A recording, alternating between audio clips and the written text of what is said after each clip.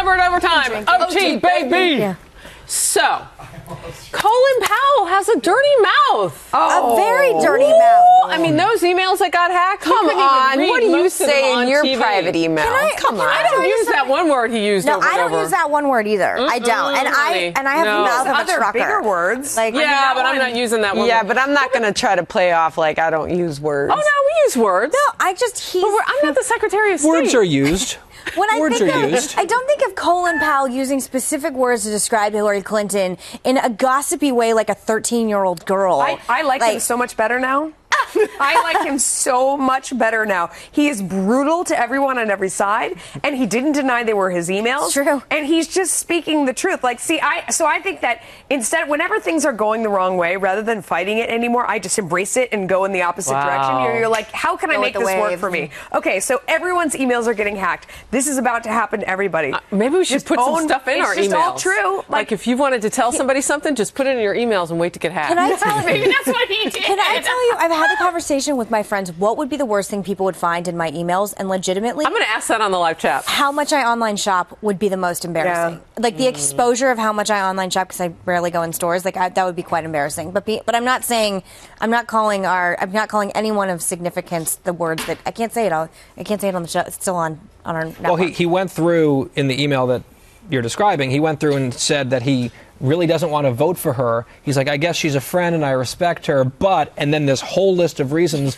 like, power hungry, deceitful, all this stuff, and then makes a comment about Bill's ongoing behavior that may not be very nice surprising to some people, involving his personal life and private goings on. And he spells that out in a very vivid way. Yeah, that's true. I mean, that is an interesting question. What would you be embarrassed about that's in your emails? Like, if you really sit there and think about it. I'm sure there's stuff. Of course. Well, life out of context is always politically deadly, right? I mean, if you have to start explaining something, you're in trouble already. But by the way, on these Powell emails, another one that I just saw come across, I think the Daily Caller is reporting it, one of these Democratic mega donors that Powell was in touch with emailed him talking about how Sheldon Whitehouse, who is a Democratic senator from Rhode Island, he said in 2015 that he had just recently done an event with Hillary and she could barely climb the steps of the podium to get up onto the stage to give her remarks. How far back was this? That was last year. That was last year. And that's a Democratic senator saying that. So what was that about? Yeah. When she was a year younger, was she unwell at that time too?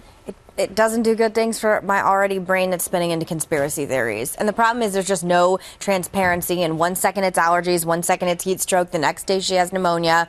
What's going to happen next? I don't believe any of it anymore. No, I don't believe any of it. I mean, they could release medical records from here to eternity, and I would not believe them because they're just so dishonest. And I'm not even sure I would believe Trump's records either. I think both people are running for president, and they're going to do whatever they can. And I don't think, I feel like everybody would release limited records that benefit what they're saying, and that the proof is in the pudding. If we hadn't seen that video of her collapsing, this would continue to be that conspiracy theory, and the videos that are out there would be suppressed as doctor. About that, I mean, we know that we had reporting on the air at the time, right? But we didn't have the visual. We had our Rick Leventhal who was reporting that the kind of the complicating factor, and even he was saying it in the reporting, was we're going by what they're telling us. And I can tell you from the NBC pool note, which I read aloud on the air on Sunday because I couldn't believe it, they said in italics, we've never seen anything like this. We have been held in a media pinned-in area at the 911 ceremony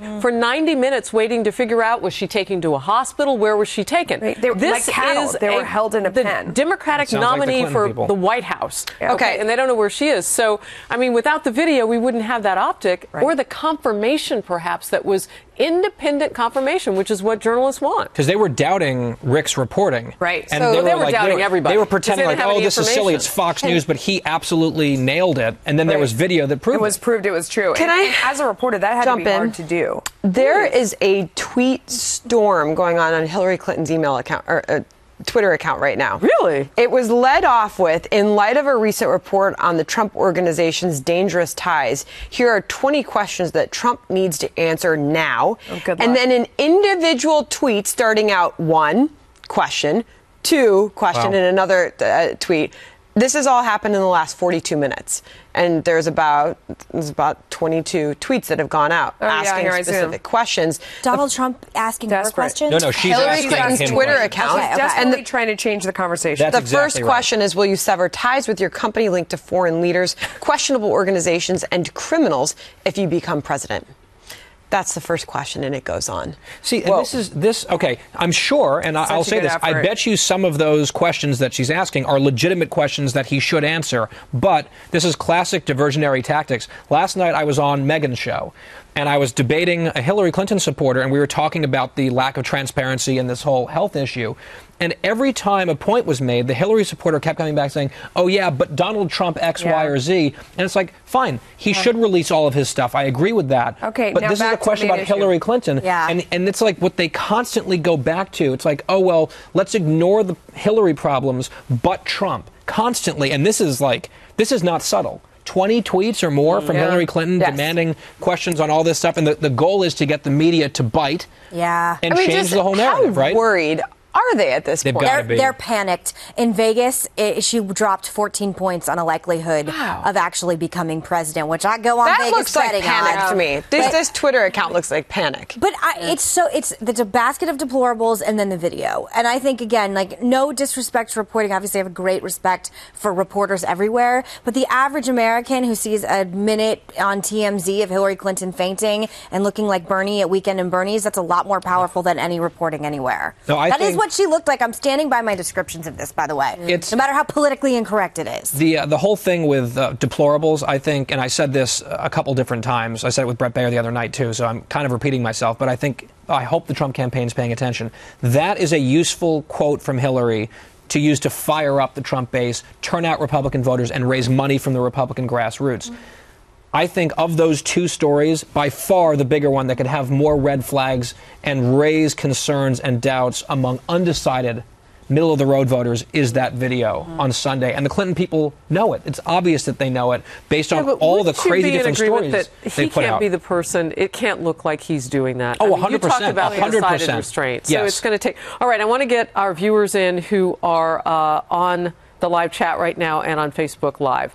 Rock Oz says, just imagine it took that to show what a real person really thinks, the hacking of emails to get to the truth. Yeah. Canadian Reject writes, I lead a very boring life because I ask on the live chat, well, what would you be most embarrassed about if you want to share right here on the live chat? If we hacked your emails or someone did. C.W. Hanley says, I'm not a public official, so the worst thing that anyone can find in my email is an old angry rant. Victor Perez says, or Perezal says, Guy and Harris are channeling Prince with purple. Oh, that's off topic. So, excuse me. So I want to thank everybody for signing on to the live chat as we continue to talk. With our nation nearly $20 trillion in debt, who pays for the refugees? What benefit do they give the United States? Veteran 8. Anybody?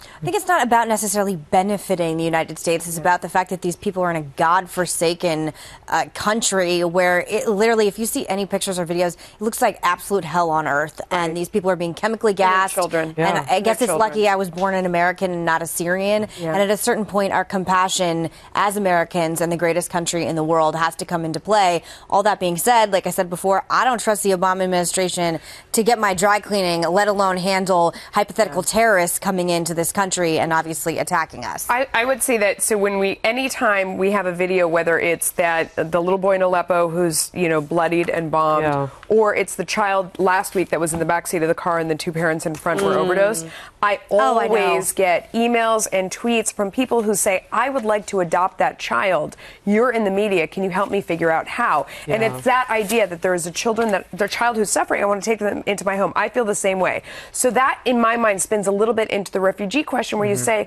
well, I would like to adopt this child. He's a refugee. That's where that compassion comes from. But like you said, you put it next to the pepper spray in Germany. Again, I want to get in just our people watching on Facebook Live and the question of safe zones in the Middle East. Nancy in Pat, why can't we do that? Well, I mean, who's going to enforce the safe zone? Yeah. Well, it would be us with the same people I guess we'd send in to do something else. With troops on the ground? I mean, that's not going to happen based on what the president has said. The thing about the Syria stuff, and again, I have not followed the refugee decision super closely. What I want to know is, of this, what is 110,000 people, what percentage of them are women and children? Right. And what percentage of them are single men of military age? That should matter. Like, a kid is not the same as a 24-year-old dude. Yeah, 100%. Right? Peggy Doherty Fannin from Tennessee checking in. All those people on Facebook Live and the live chat, thank you so much for being here. We'll see you tomorrow. Go Vols.